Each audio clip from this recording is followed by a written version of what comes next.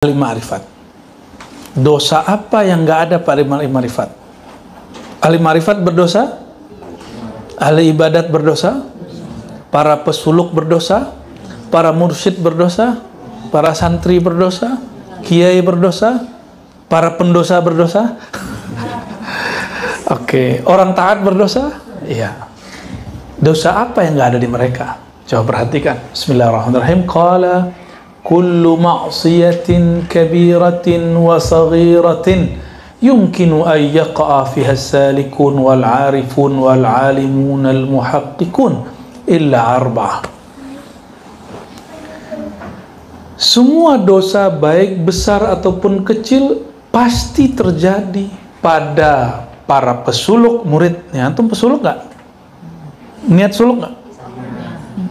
Suluk itu ada suluk berkholwat, ada suluk berkhidmat, ada suluk ghair muakkad. Jadi cuma malam gitu zikirannya, itu suluk. Ngaji ini bagian dari suluk.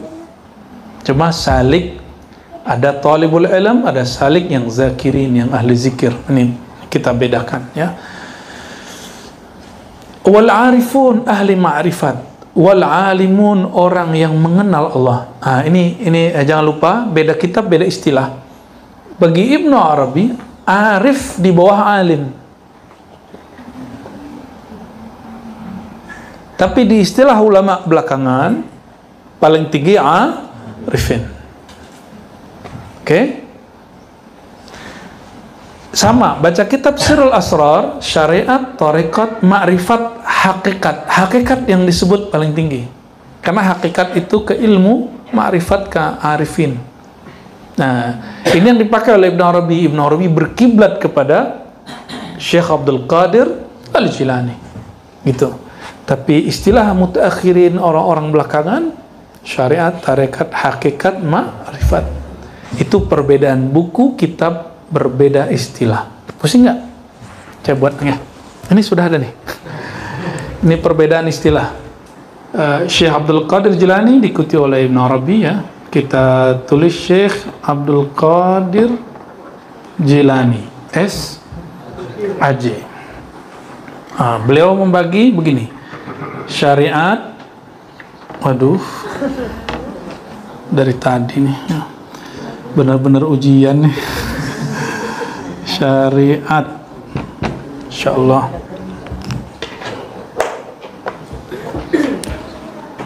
Nanti yang khidmat setiap hari apa nih, Selasa, cek dulu, siapa tahu lagi Buya Aldomi lagi datang awal dosennya kan. Syariat, orangnya namanya fuqaha.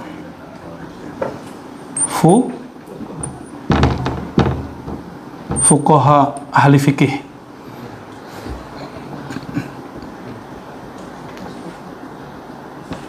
Thariqah, tarekat, nama orangnya apa?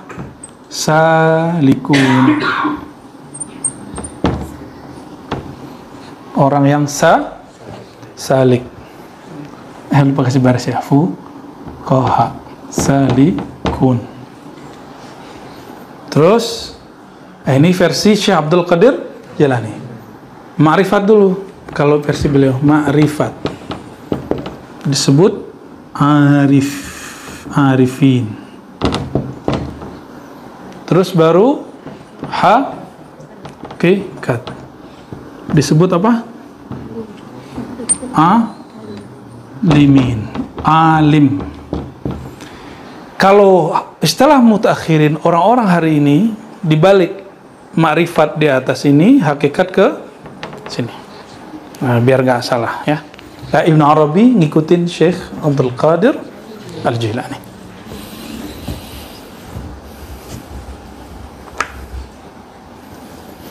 Semua maksiat, mau kecil besar, salik, arif, alim, ahli hakikat, kena semua. Jadi jangan berharap guru antum nggak berdosa. Masa si kiai, masa si mursyid begitu gitu. Gimana? Jadi saya sering dengar laporan, mursyid ini begini, biasa itu. Yang mau adu saya dengan si mursyid kaget. oh nggak berhasil nih gitu.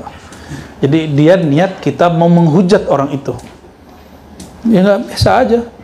Saya malah ngomong gini, emang orang nggak boleh salah, emang kamu doang yang boleh salah, emang murid boleh salah terus guru nggak boleh salah gitu ya. Murid maksiat tobat, kalau guru maksiat dihujat gitu. Suka-suka ente buat kaidahnya ya, nggak begitu kita berguru ya. Berguru itu biasa aja nih. Anakullakum ya, ada guru berpolitik terjebak korupsi, terjebak kepada faksi-faksi, terjebak kepada, mohon maaf, hujat-menghujat dengan lawan politik. Itu terjadi di Indonesia dari masa ke masa. Jatman, Jatmi, itu sejarahnya begitu. Tanya Buya, benar Buya? Jatmi dulu Golkar, orang NU nggak puas buat Jatman, gitu aja kita bukanya. Ya orangnya itu lagi, tapi ada yang berpisah. Sampai sekarang Jatmi masih ada, tempat saya masih ada, di Banten masih ada, Jakarta masih ada. Cuma masa sudah berubah, orang lebih banyak Jatman. Nggak tahu nih Jatman gimana umurnya nanti, ya kan ada politik nggak? Pasti ada yang memanfaatkan itu politik, oknum tertentu ya. Oke. Jadi dosa orang politikus ini salah satunya menghujat lawan politiknya. Kalau sufi sama, ya. Oke. Apalagi dosa masalah asusila bakal terjadi. Semoga di kita nggak terjadi. Amin ya rabbal alamin ya. Itu akan terjadi. Dosa apa lagi?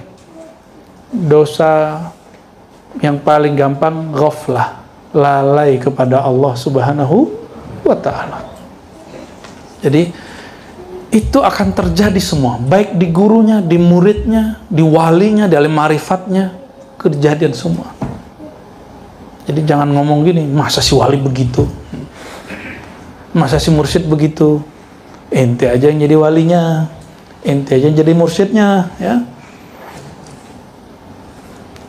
Nah, kecuali empat dosa batin yang nggak akan ada. Ini urusan batin ya, bukan dosa zahir. Pertama, kizib, berbohong ya. Kalau versi beliau wa in kana fil masalah, walaupun dalam masalah ini versi Syekh Ibnu Rabi. Tapi kalau kita merujuk kepada Nabiullah Ibrahim gimana? Terjadi. Berarti ini pun mesti harus disyarah. Ya. Bukan dosa yang itu yang berbahaya. Kizib yang berbahaya, al-kizb ala Allah wa rasulihi wa awliyaillah. Berbohong atas nama Allah, berbohong atas nama Rasulullah, berbohong atas nama aulia Allah. Itu yang dimaksud ya. Nabi Ibrahim pernah berbohong? Berapa kali Nabi Ibrahim berbohong? 3 ya. 1, masalah hancurin patung. Yang kedua, sakit, aku sakit gitu, padahal nggak sakit kan. Ketiga, menyebut istrinya saudari, ya kan? Itu bohong nggak? Bohong. Dan maslahat nggak? Maka ini mesti direvisi kalimatnya, harus disyarah ulang ya, karena kitab ini tidak suci, yang suci hanya Allah dan Rasulullah ya. Yang kedua, wal khianah, khianat. Khianat itu apa ciri-cirinya? Lain di depan, lain di belakang. Pernah khianat nggak? Tanya sendiri ke kolbu kita. Pernah ngomongin guru nggak depan, di belakang guru? Kalau pernah, antum tobat nasuha. Itu dosa paling besar. Baru ke guru mursyid kita, apalagi nanti antum ketemu Imam Mahdi, ketemu wali kutub yang lebih besar lagi. Maka mengomentari orang itu, lihat-lihat untuk komentar. Ya, bagus sih, tapi pasti ngomong tapi. cerewet gitu ya. Orang-orang khianat itu nggak akan bersama. Ya. Dia kira gurunya nggak tahu. Betul, tapi apakah Allah tidak tahu? Apakah Allah tidak tahu? Tahu. Dan guru dia kekasih Allah. Allah nggak suka orang itu bersama sang guru. Maka orang itu dengan cara apapun akan ditendang dari gurunya. Nauzubillah min dzalik. Hati-hati. Ini beliau keras sekali dalam bab ini. Ibnu Rabi. Jadi tobat yang paling berat itu tobat dari khianat dan berbohong atas nama Allah. Nabi nggak pernah berbohong kan? Wahyu nggak turun, Nabi bilang turun nggak? Wali nggak mungkin berbohong atas nama Allah. Nggak ada ilham terus dibilang ada ilham, nggak mungkin. Nggak mungkin itu.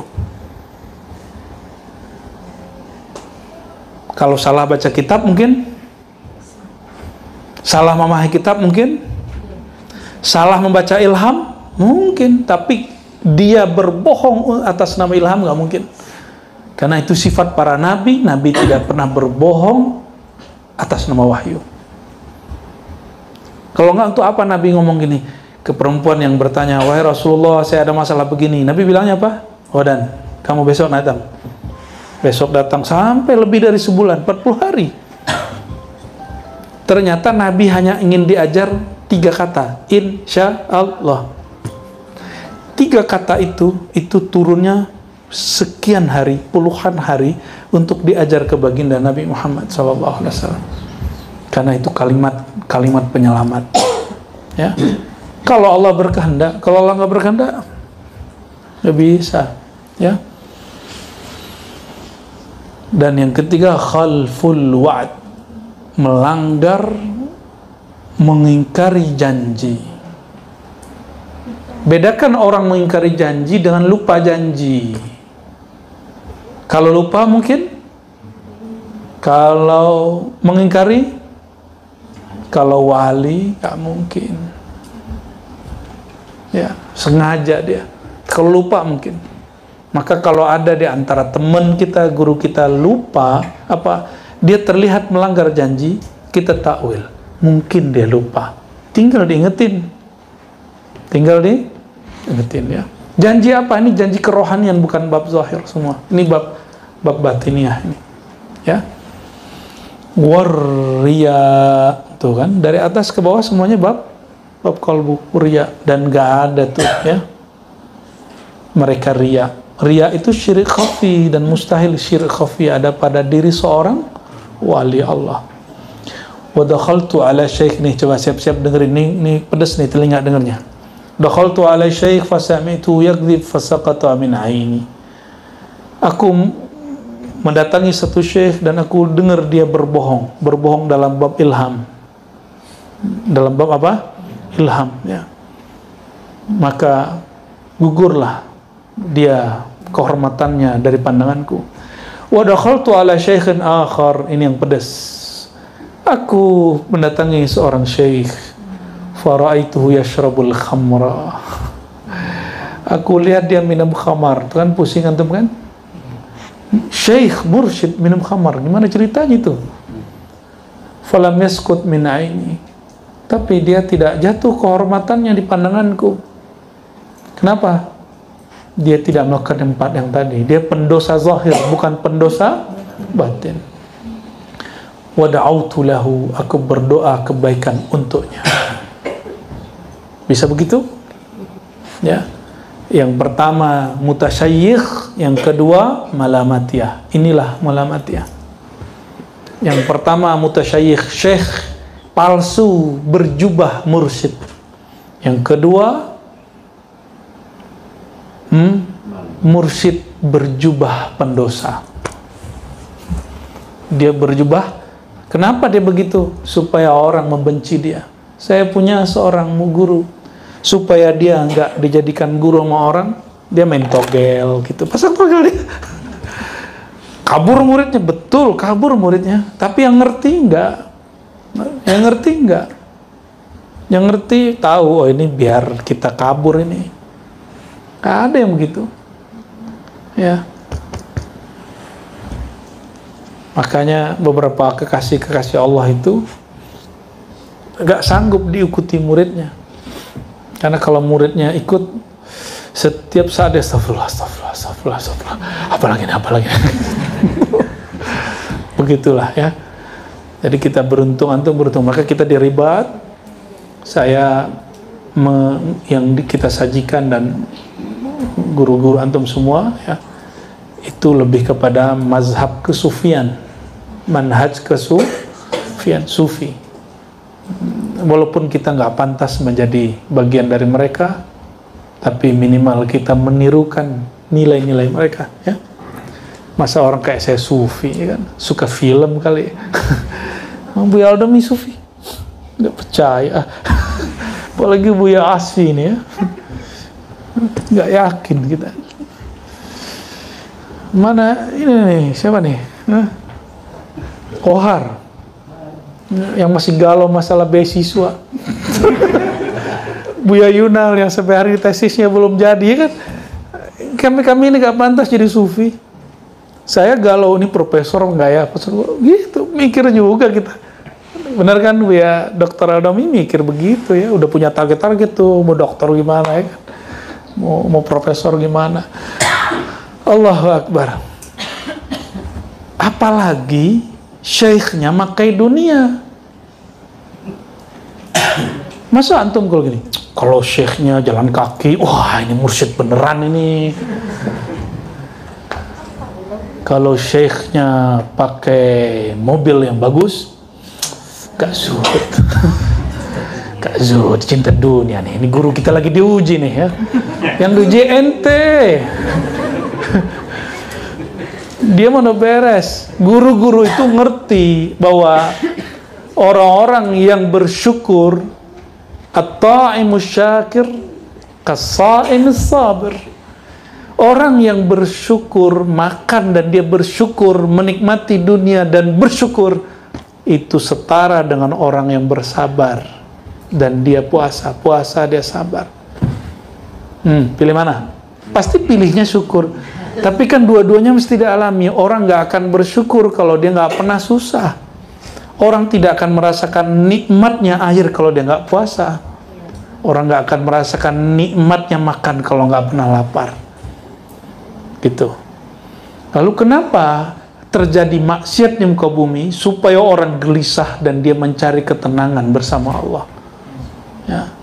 Jadi benarlah kata Ibnu Athaillah, kadang-kadang pemaksiat itu lebih cepat sadarnya daripada orang taat.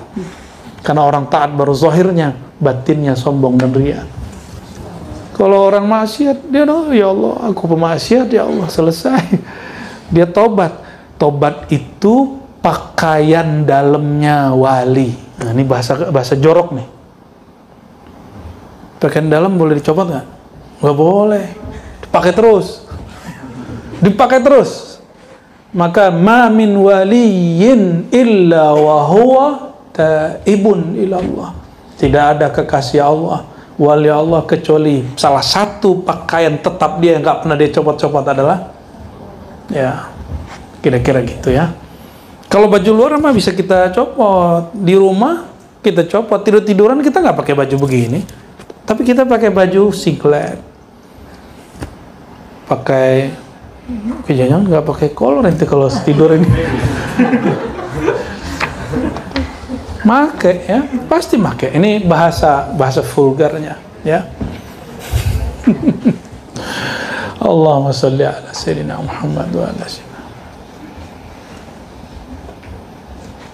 Tapi oleh salah satu mursyid kita diringkas, ahlullah, kekasih Allah, baik dia salik, arif, alim, muhaqqiq, dia nggak punya dua sifat, syak dan khianat. Dua itu aja. Syak itu ragu, meragukan kebenaran ilmu ini, apalagi sosoknya. Kita sering terjebak membenarkan ilmunya, meragukan sosoknya karena masalah-masalah tadi, masalah-masalah tetapnya yang muncul dari dia ya. Pertama apa? Syak, keraguan Yang kedua, khianat. Enggak, dua itu. Lebih ringkas toh? Lebih ringkas. Jadi gini, kalau digabung dua aja. Dia tidak pernah syak, dia tidak akan pernah. Berarti mungkinkah dia berbohong untuk maslahat? Mungkin. Mungkinkah dia melanggar satu perjanjian untuk kebaikan orang yang dijanjikan? Mungkin. Gitu, ya. Mungkinkah dia cari perhatian orang tapi dia nggak ria di kalbunya? Mungkin aja. Ini ya. Jadi kitab itu berkembang terus ya.